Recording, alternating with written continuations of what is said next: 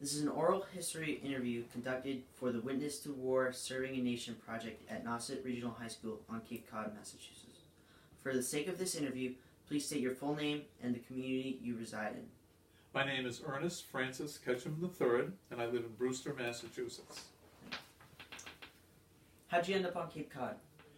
We just moved down here. We lived in Maine first, many years ago, and we came down in January because the weather in Maine was really cold, and down here was nice. We came down and just fell in love with it in January. So we went home, sold our house, and moved down to the Cape. Did your family live in Maine previously? Like, did you have roots in there?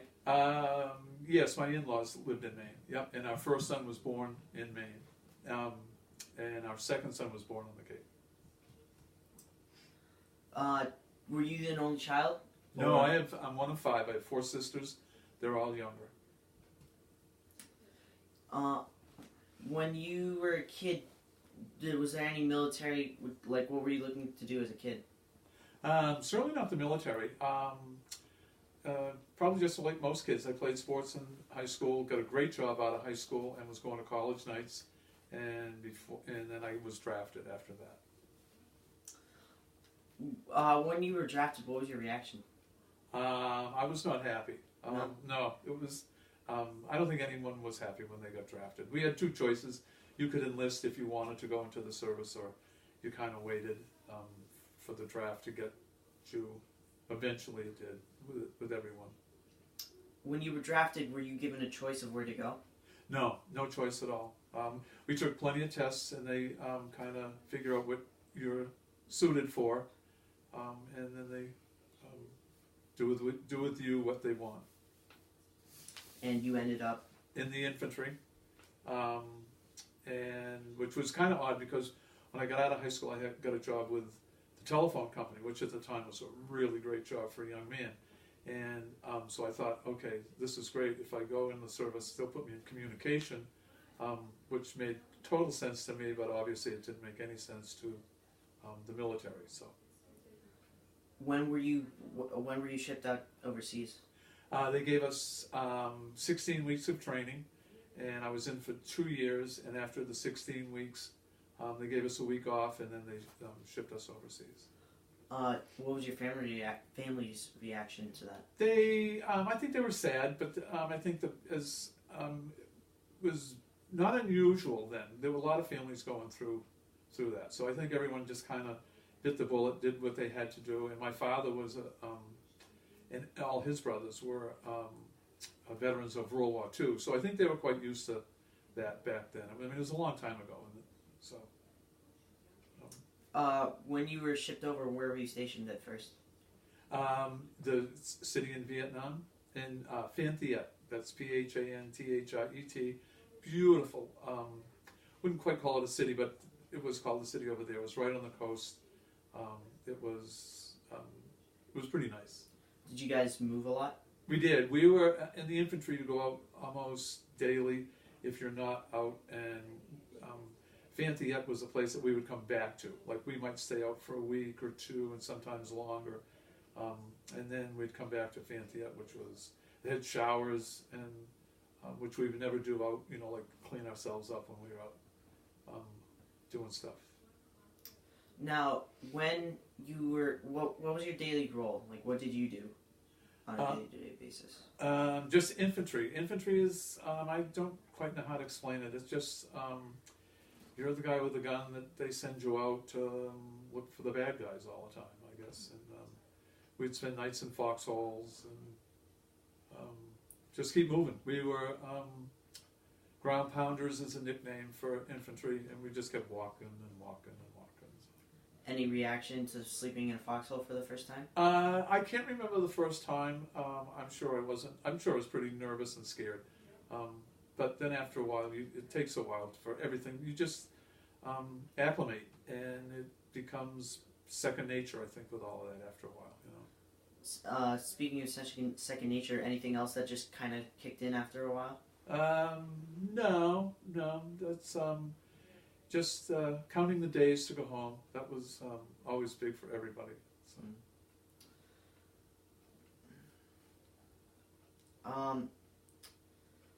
what did you like in when you were stationed out? Did you have any close friends? Were you like from boot camp or anything like that? Yes, none from boot camp. They were all people that I had met over there, and it's kind of like being on a team for you kids. There's some really good kids that you like, and there's other kids that just drive you crazy. So, and when you're out doing that stuff day after day after day, and you're in a foxhole, you always kind of hope, well, hope I get teamed up with this guy, and you and it's just fun. You sit around and you talk about everything is what it was like back home. When you weren't out patrolling, what would you guys do like with your free time?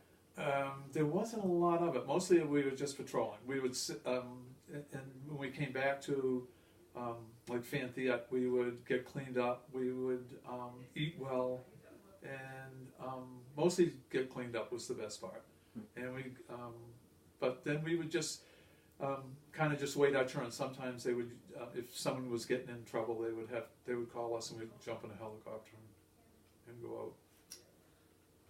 Was there any firefight or any kind of like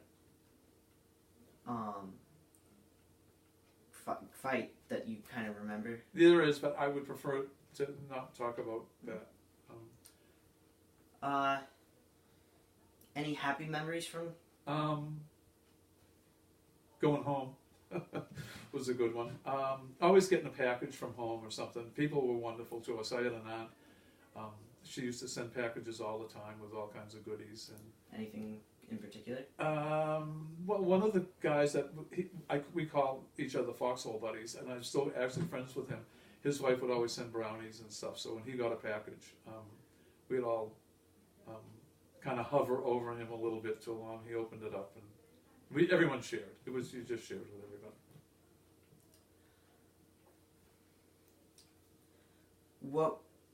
What did you carry? What did you carry throughout your patrol? It was just a weapon. Was an M16, lots of ammunition.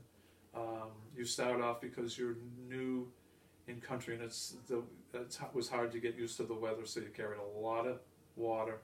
And as you acclimated, you got to carry less and less, which was easier for you. You became just better, I think, at everything. And food. You always carried food. Food always came in a can, rations, and you ate those 3 times a day. What was the food like? It was awful. But we all had our favorites, and you could swap off different food. There was, like for breakfast, there was like an egg, a little can that had eggs in it and some ham. And then there was some fruit. You got pound cakes, and then the dinner cans were a little larger, like maybe not quite the size of a soup can today. And if we were lucky, we could heat them up and eat them. Tabasco sauce was everyone's favorite. It just made the food better, and it always needed help. What was your favorite? My favorite ration was ham and lima beans, which probably sounds pretty lousy, but I thought it was really, really good. And and you'd swap off. Like if I knew you didn't like ham and lima beans, I'd give you something, and you'd give me your ham and limas. And so we kind of OD'd on our favorite after a while. When throughout traveling, did you see any places that really remembered you? I get like the city that you stopped at every once in a while, but no, I can't think. I was in Saigon once. That was really cool, and that was a real city. At the time, it was called the Paris of, I think, the East or of Asia or something. I was there for maybe 3 days, and that was quite interesting. Cool. When were you in danger a lot? Throughout just a fair amount, probably more than we would like to be, but. I get like in the first few days or first month or so, you're always still worried, but after a while, did that feeling ever wear off? It didn't quite wear off, but I don't know how to explain it. You just, it became routine. You knew what you were going to do. Like if you were going out on an operation or something like that, and you were going to go somewhere, you just were more in tune to what was going around you. Smells, sights, just different things. And Now, the adrenaline that was there, adrenaline. yes, there is. There's a lot of it. Are you always on adrenaline basically when you were there? Probably, yeah. I would say yes. Did it stick with you for a while? Yeah, I think even still, I mean, it was a long time ago, but still, you tend to know your surroundings even today. It's a little weird. Ooh, was there any strange sights that you saw, I guess? No, I'm not a big snake person. I think it's the only thing that I'm ever nervous or afraid of. And every once in a while, if you saw a snake, I probably wouldn't be too comfortable sleeping that night. So, What was the terrain like? it's absolutely beautiful. It's from the air. We were in helicopters quite often, and from the air, it's just gorgeous. The rice paddies in the mountains, just green, lush, and a lot of mountains. We climbed a lot of mountains. When you were there, did you feel like you were losing weight or gaining weight just from the amount of travel? But like, no, you didn't eat much, and by the time we got there, we were in pretty good shape for young men, or at least we certainly thought we were. You know, it's what do they call a fighting fit or something like that. So, but no, but I look back at pictures, and I was definitely a skinny marink. would you say that when you were there, you had like more like awareness of what your surroundings were? Yes, absolutely. Yeah, it's even today. It's kind of weird. You become in tune to that, especially in a foreign country. I think you're always kind of, your eyes are moving all the time,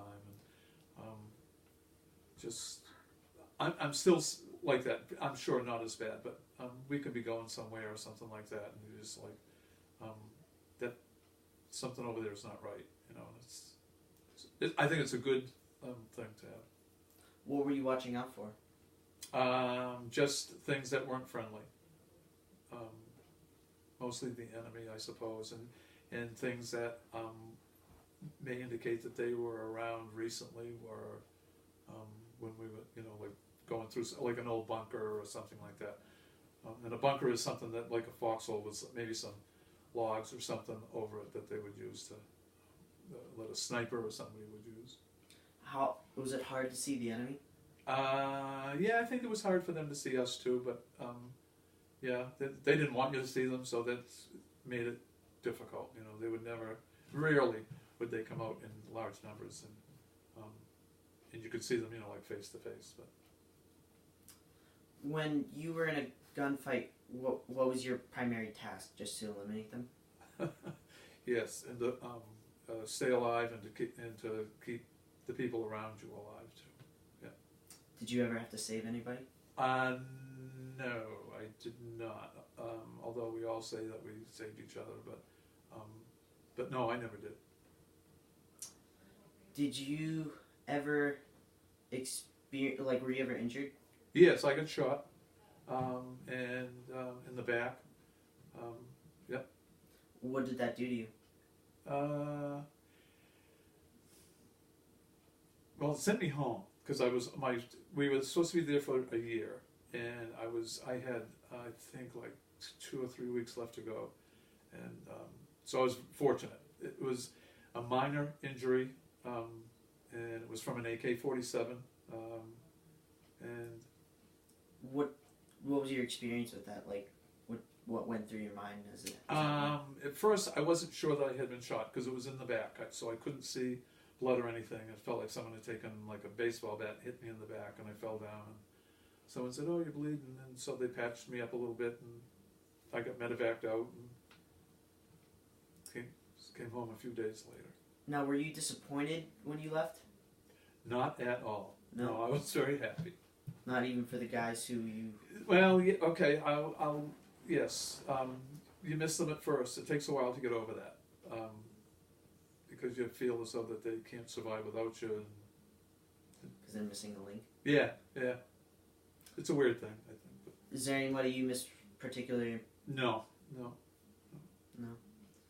Have you stayed in touch with any of them? None, except for one fella just recently, which is kind of cool. He lives in North Carolina, and I have seen him once a year. We drive to Florida.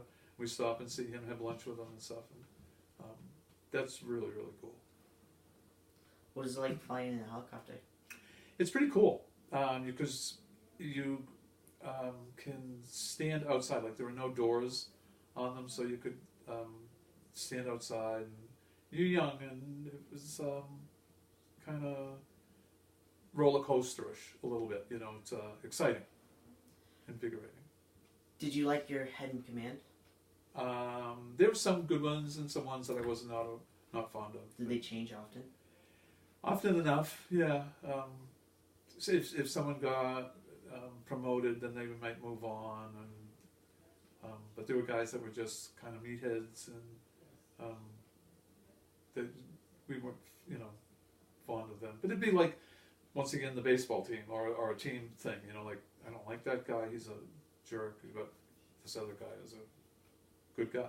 So. How often were you promoted, or were you?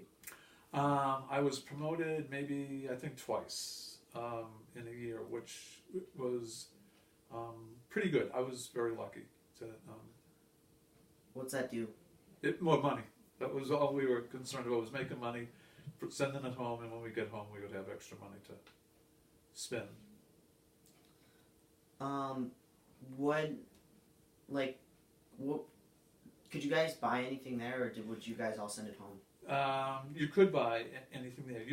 We were paid, and everyone had a chance to decide how much they wanted to make while they were there. But because I was in the infantry, there was really not a lot of places for us to spend money. So I think I took like $5 or $10 a month, and I sent the rest home. So when I got home, I could buy a car. But Coca-Cola was the biggie. Wherever you went, someone was selling Coca-Cola. Was anybody there, who wasn't directly shooting at you? Was anybody there, an enemy? You mean people who, pedestrians? Yeah, who weren't the enemy. Yeah. There was tons of them, yeah. They were really cool people. And there was also, they had their own army, which worked in conjunction with us. So they were kind of neat too, especially the guys that were doing the same thing as us, as opposed to somebody who was like typing in the rear or something like that. Were any of those guys in your group? We got to work with one guy in particular quite often. He was pretty neat. What did he do? He was just an infantryman like the rest of us, but he was from that area, and he knew the terrain, and I think he knew a lot of the people, and so it was interesting.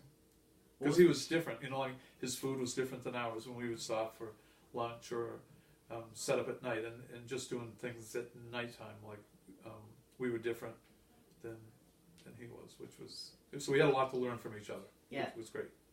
Did you guys do a patrol at night? Anytime? Yep, a couple of times. Not all that often. Usually we'd move around all day and then dig in, or that's what we called it. But night patrols were rare, which no one complained about.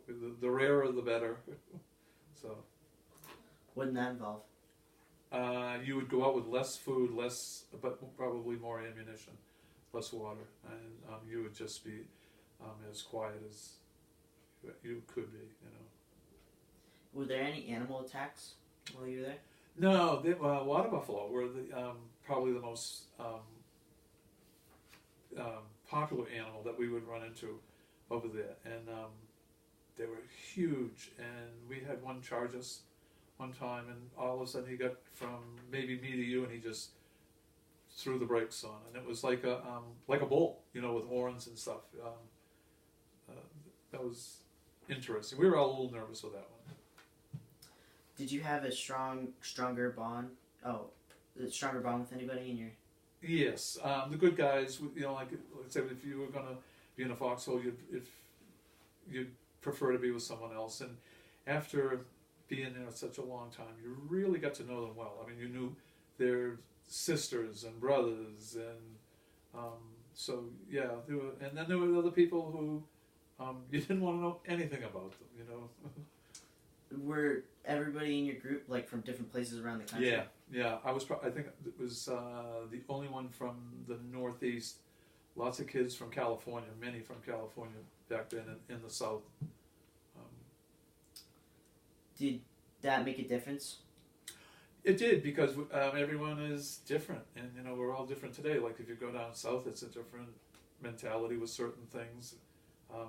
We're always kind of different up here, I think, a little more liberal with stuff, and so we were probably more different to them than they were to us. I would think. Did that cause any conflicts? Oh yeah, a few ones, but usually they're minor, you know. But it's just, I think that's just human nature. You know, if you're in a room with someone and someone says something and you don't agree with it, you generally let them know, you know. So. Considering you're from the Northeast and you always have been, did the climate change from here to there? It was quite unusual. Yeah, it was hot. It was really, really hot. But then toward the end, they moved us up to the northern part of the country. And it was actually cold. It was the first time I had ever been cold over there, and you don't get warm clothes, so you kind of huddled around each other, I guess, or something. So what was your regular uniform? Just green shirt, green pants, boots, and socks. We didn't. Most of us didn't have socks, but helmet. I'm sorry, you go. No, that's okay. A helmet was always part of the uniform as well. Did that ever save you? No, it did not. But we sat on it a lot, and it was pretty useful. I've heard from other places that you could get disease. You got a lot of foot diseases. Yeah. Did you ever? Yeah, everybody did. We didn't wear any underwear for that reason. Because the rubbing and stuff, you just break out in a rash, and there was no way to, there was nothing to take care of it, you know, or to help get rid of it. So, how many guys were taken out because of diseases, not just like that, but like in general? Not too many. I was actually, one time I had a malaria type disease, and I was taken out, but I don't remember too many others. And I was maybe out they took me out for maybe 2 weeks or so. What was your family's reaction to you coming home? They were just thrilled. I don't know what else to say. It was just, they were so happy, but they weren't. When I came home, I was wounded, and I think they were pretty sad about that. But what did you do afterwards? Did you go back to your telephone business? No, I didn't, and that's probably another story for another day. And I'll tell you after this. But I ended up going to school, and I moved out of my house with my parents. I moved into Boston and got an apartment and lived in there and worked and went to school in Boston. What school? UMass in Boston. And from there, what job did you get? I just did a whole bunch of different jobs all over, and for quite a long time. And then I met my wife, and we dated, and then we settled down a little bit. I had no responsibility, so I didn't need to. What was the biggest change from going from the military to back to pedestrian life? I don't know. I think back then people were nervous of us coming back from the war. And I think that was probably the hardest thing. People, I don't know, just that's how I felt. And so you try to adjust to that too. And it's a big adjustment, I think, for everyone. Even the kids today who come back from Afghanistan and Iraq. It's difficult, but I think with some help, it's easier anyway. Let me put it. Were you liked considering you'd just come back from Vietnam? I don't think so. That's an interesting question. I think people were leery of us. There was a lot of nasty things said about us and stuff. So I just think that they were nervous about us. But then once you get to know somebody, like when I moved to Boston, I didn't know a soul. So you have to find somebody, and then you get roommates, and it's just a process. I think everyone goes through it. Even like when you leave high school and you go on to college, it'll be the same process. Is there anything that lingers with you, like memory-wise? Not too much. No. Some of the sights, some of the smells, maybe. But if you could do it again, what would you do? I would never do it No? again. No. That's fine. If you had a choice to go into a different branch of military, would you have? No, I would not have. No? I didn't like any of them. How did serving in the military change you? Like, what changed about you? I don't know. It matured me, I suppose. It had to. I think it matures everybody. Makes you, I don't know, maybe a little more earnest. Oddly enough. What was the biggest challenge from returning?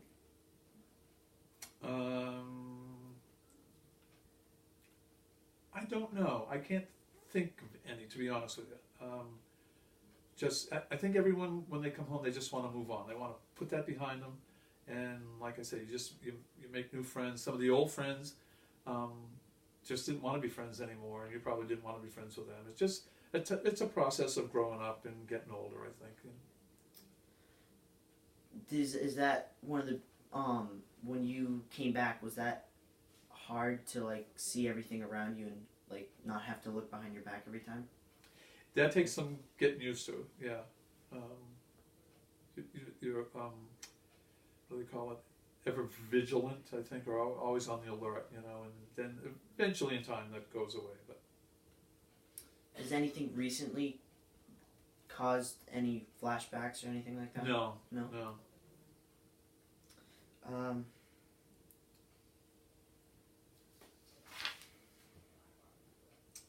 What is the longest time? Was that the longest time you went from like? Yeah, it was almost a year. It was just about, and I was 19, so I was not a whole lot older than you guys. It was weird experience. You're away for Christmas and your birthday, and your mom's birthday, and all those days. It's different. With going there, and you must have matured a lot going there. But going there at such a relatively young age, does that affect your experience? I don't think so. I think nah. No, I would say not. It doesn't.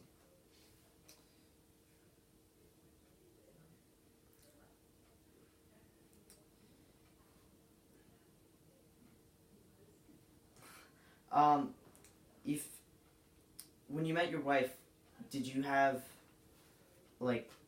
did what you experienced ever inflict with that, like meeting her? No, we didn't talk about it much.